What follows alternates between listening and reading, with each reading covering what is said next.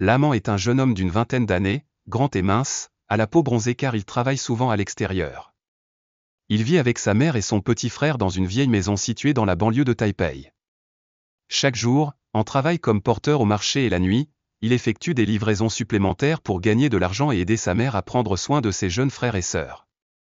Bien que la vie d'en soit pauvre, il garde toujours une attitude optimiste. Aux yeux des voisins, An est une personne douce et gentille, prête à aider les autres sans calculer. Cependant, c'est la pauvreté qui fait qu'An est souvent méprisé. Les gens l'appelaient et portaient An avec des yeux pleins de mépris. Ce soir-là, après avoir livré la dernière commande, An rentrait chez lui lorsqu'il s'est soudainement mis à pleuvoir abondamment. Des lampadaires vacillants illuminent la route déserte. En passant devant un petit parc, An aperçut un vieil homme allongé sur un banc, tout le corps trempé, inconscient. An a immédiatement arrêté la voiture et s'est approché. Le vieil homme a environ 70 ans, son visage est plein de rides de vieillesse, mais ses mains sont toujours fortes. An secoua doucement l'épaule du vieil homme mais ne reçut aucune réponse. Il doit être malade ou épuisé, se dit An. Un homme d'âge moyen qui passait par là s'est également arrêté. Voyant An sur le point d'aider le vieil homme à monter dans la voiture, cette personne l'a rapidement arrêté. Ne faites pas ça, les arnaques sont monnaie courante ces jours-ci. Et s'il fait semblant de s'évanouir et vous blâme? Vous êtes si pauvre que si vous devez payer de l'argent, vous ne pourrez pas le rembourser de toute votre vie. Ces mots firent hésiter en un instant, mais en regardant le vieil homme respirer à peine, An sentit qu'il ne pouvait pas l'ignorer. Si je ne l'aide pas, que se passe-t-il s'il lui arrive quelque chose? An serra les dents et se dit, je ne peux pas voir la mort sans le sauver. Malgré les avertissements, il a transporté le vieil homme sur la moto, tout son corps, et l'a conduit directement à l'hôpital le plus proche. Arrivé à l'hôpital, le médecin a immédiatement emmené le vieil homme aux urgences. Cependant, lorsqu'on lui a demandé de signer les documents relatifs aux frais d'hospitalisation, An était confuse. Je ne suis qu'un passant, je ne le connais pas, a-t-il déclaré. L'infirmière secoua la tête, affirmant que sans la signature de quelqu'un, les procédures d'urgence complètes ne pourraient pas être effectuées. Il réfléchit au peu d'argent qu'il avait économisé au cours des derniers mois pour payer les frais de scolarité de son jeune frère et prit une profonde inspiration. J'avancerai les frais d'hospitalisation, n'importe quel montant est acceptable, du moment que cela le sauve. Après avoir payé l'avance, An a attendu à l'extérieur du couloir de l'hôpital. La pluie tombait toujours dehors et An commença à s'inquiéter. Il ne savait rien de l'identité de ce vieil homme et n'était pas sûr s'il avait été trompé comme le disait le passant. Lorsque l'infirmière annonça que le vieil homme était hors de danger, An poussa un soupir de soulagement, mais il ne savait pas que sa décision d'aider ce vieil homme changerait sa vie pour toujours. Avant de quitter l'hôpital, An a laissé son numéro de téléphone au cas où les proches du vieil homme auraient besoin de le contacter. Pour lui, sauver les gens est la bonne chose à faire, sans rien exiger. An. Retour. Dans la chambre d'hôpital, le vieil homme s'est réveillé. Ses yeux pétillèrent de gratitude lorsqu'on lui apprit qu'un jeune homme n'avait pas hésité à l'emmener à l'hôpital. Il a doucement tenu la main de l'assistant et a dit « Trouvez-le-moi. Je lui dois la vie. » Cette nuit-là, alors qu'An rentre chez lui, le mystérieux vieil homme se lance dans des recherches, déclenchant une chaîne d'événements qui entraîneront l'amant dans un voyage inattendu. Dans la petite chambre d'hôpital, la lumière jaune pâle de la lampe éclairait le faux visage du vieil homme. Lorsqu'il ouvrit lentement les yeux, la première sensation fut une douleur dans tout son corps. Son assistant personnel, un homme d'âge moyen vêtu d'un costume soigné, se tenait à côté de lui avec un air inquiet. « Président, vous avez repris connaissance, heureusement c'était encore à l'heure, a-t-il déclaré. Le vieil homme Tran, président du célèbre groupe Tran Long, un homme qui a autrefois fait respecter le monde des affaires tout entier, a regardé autour de lui. Des souvenirs effacés sont progressivement apparus. Il s'est rappelé qu'il s'était évanoui dans la rue alors qu'il enquêtait secrètement sur un incident lié aux affaires internes de la société. Qui m'a amené ici, il a demandé. L'assistant hésita puis dit, Monsieur, c'est un jeune homme. Il n'a pas dévoilé son identité, il a simplement déclaré qu'il l'avait trouvé inconscient sur le bord de la route et qu'il l'avait amené ici. En entendant cela, les yeux de Tran brillèrent d'émotion. Il secoua légèrement la tête, la voix encore faible, les bonnes personnes dans cette société sont très rares. Il faut le trouver. Nous devons remercier et rembourser.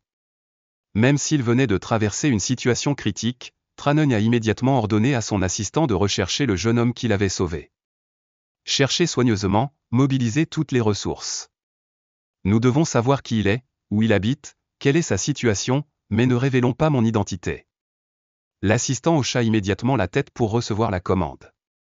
Pour Monsieur Hugne, retrouver l'âme en est pas seulement un moyen de rembourser mais aussi un test de compassion et de sincérité dans cette société calculatrice. De retour chez elle après une longue nuit à l'hôpital, l'amant était fatigué physiquement et mentalement.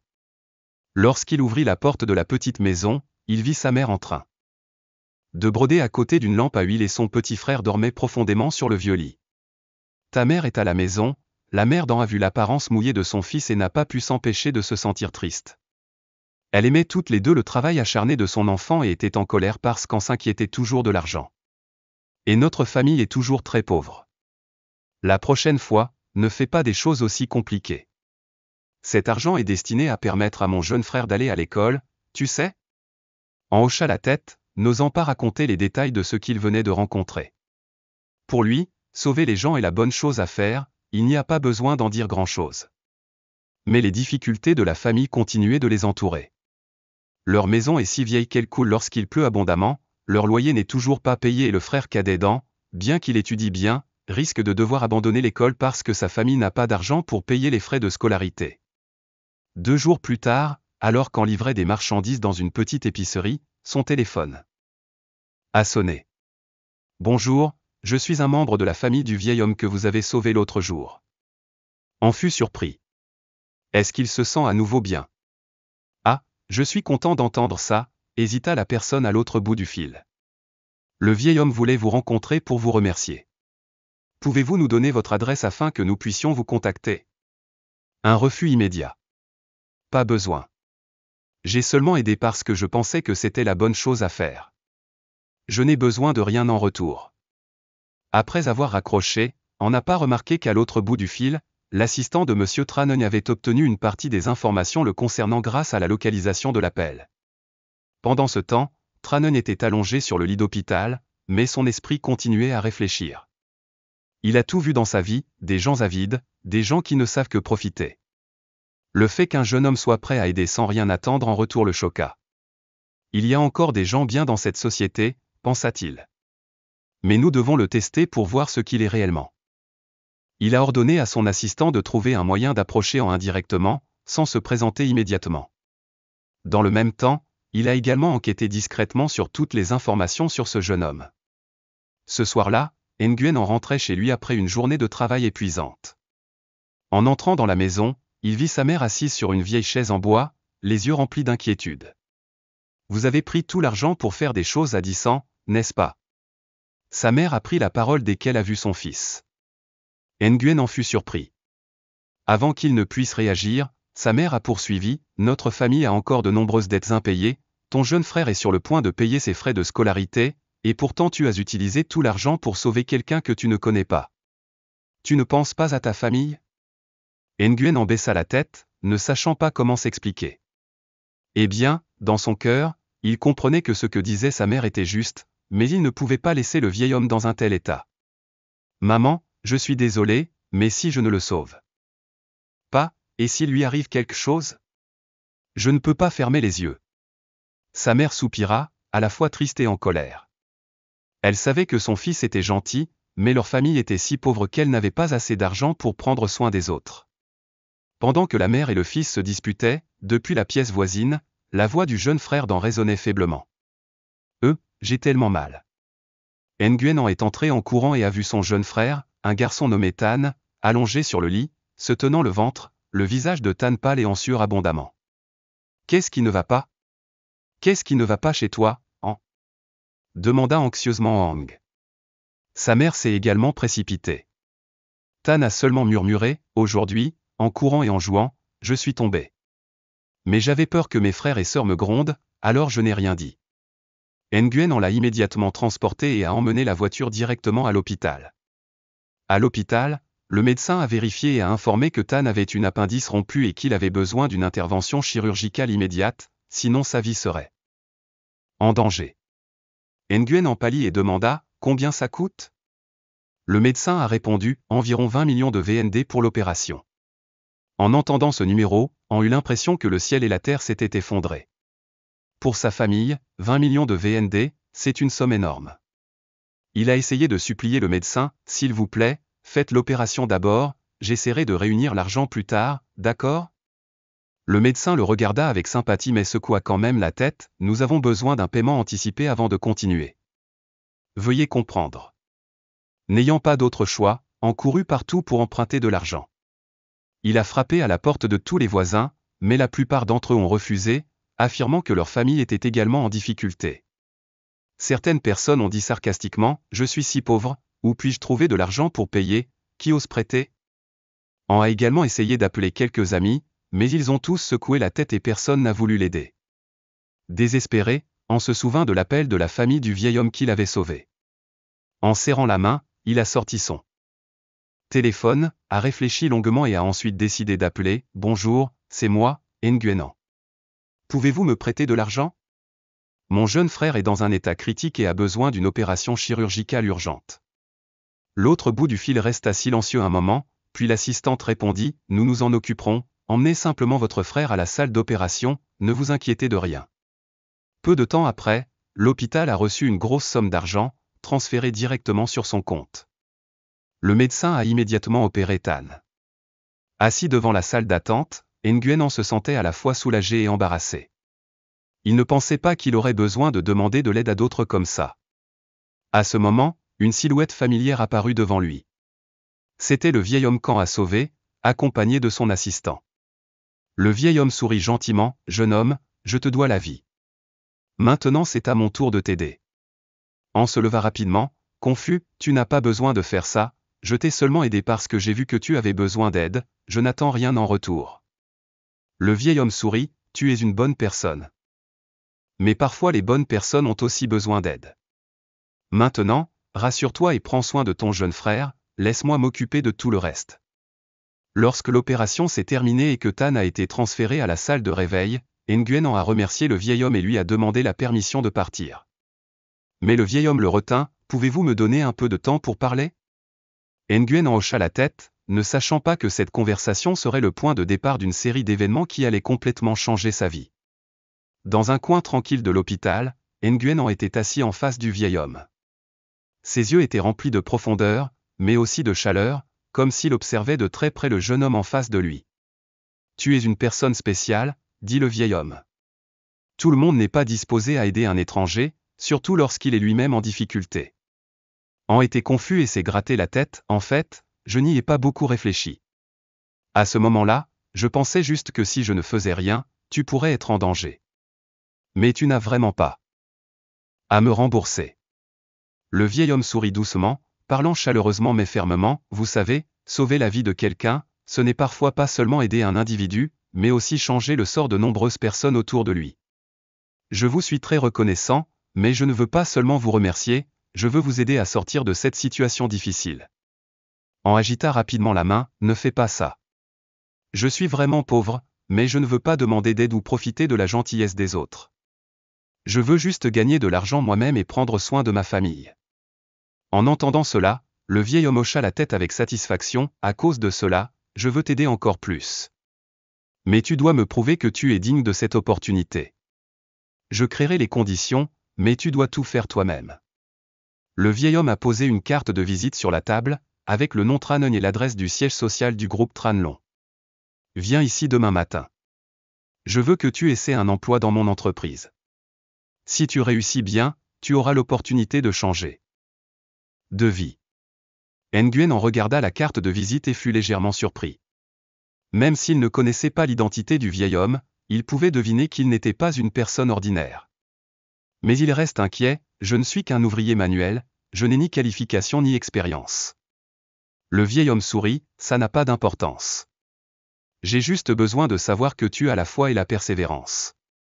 Tout le reste, tu l'apprendras en cours de route. » Même s'il avait encore de nombreuses inquiétudes, An décida d'accepter l'invitation. Ce soir-là, An a parlé à sa mère de l'opportunité que le vieil homme lui avait proposée. Elle a immédiatement objecté, « À quoi pensiez-vous lorsque vous avez accepté ? Notre famille est pauvre et n'a pas les moyens de faire un si bon travail. Et s'il vous trompait ? » An a répondu doucement, « Maman, je sais que tu es inquiète, mais cela pourrait être une opportunité pour nous d'échapper à la pauvreté. Je ne veux pas continuer à vivre comme ça pour que tu doives souffrir et que mon frère ne puisse pas accéder à l'éducation. Sa mère resta longtemps silencieuse puis soupira, si. Tu as pris ta décision, je ne t'arrêterai pas. Mais souviens-toi, quoi qu'il arrive, tu dois garder ta dignité et ton honnêteté, ne te perds pas.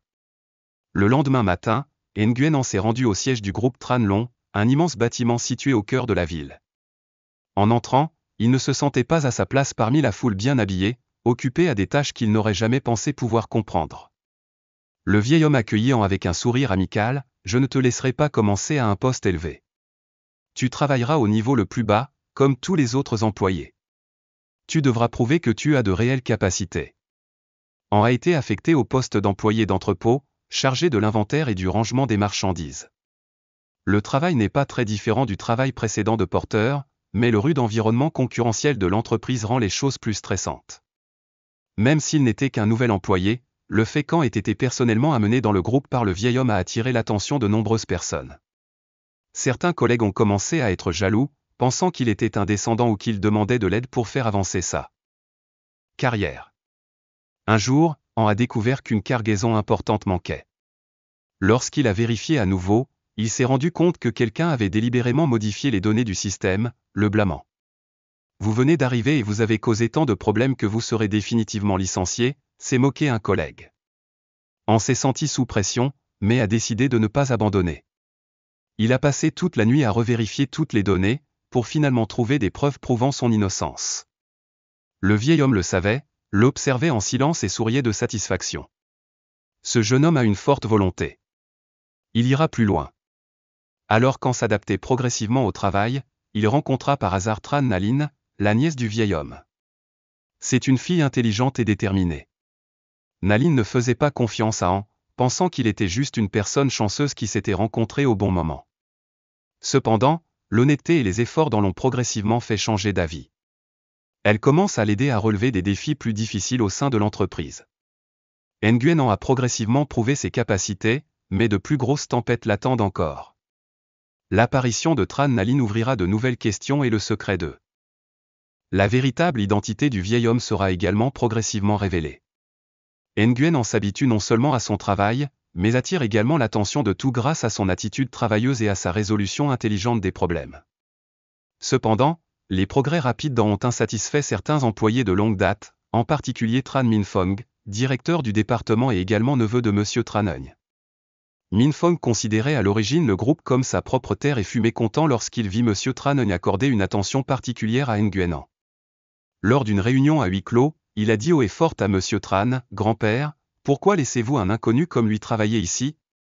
Il n'a aucune qualification, ni expérience.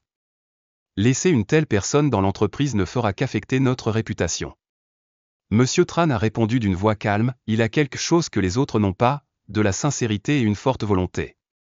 Si vous étudiez dur comme lui, je n'aurais pas à m'inquiéter pour l'avenir de l'entreprise. » Min Phong était en colère et projetait secrètement de nuire à Nguyen.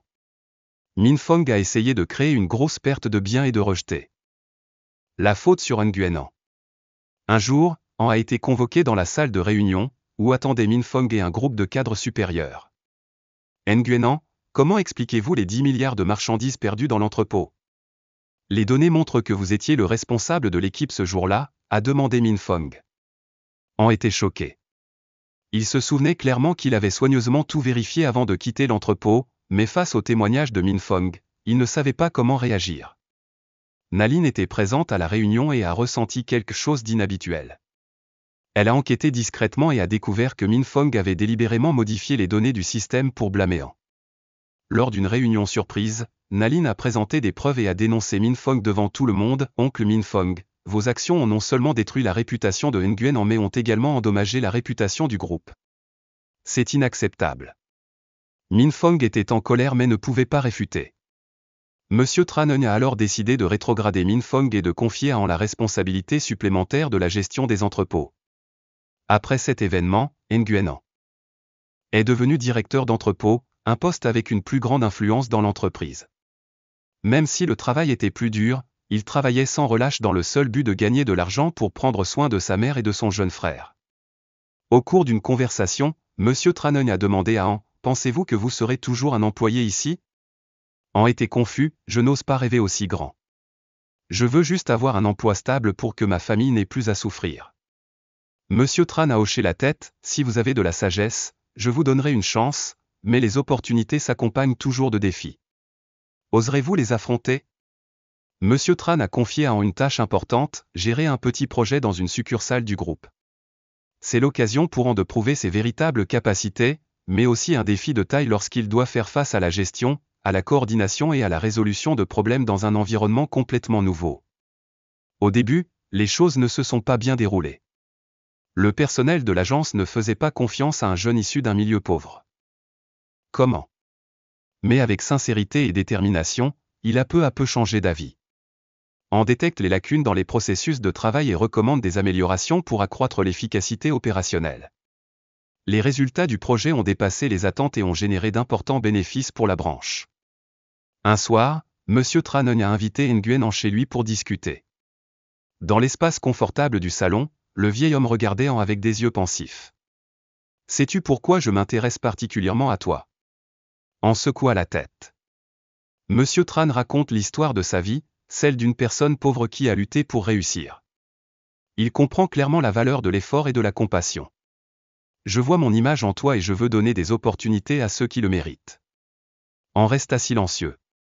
Il n'aurait jamais pensé que ses actions pour sauver les gens conduiraient à un tournant aussi important.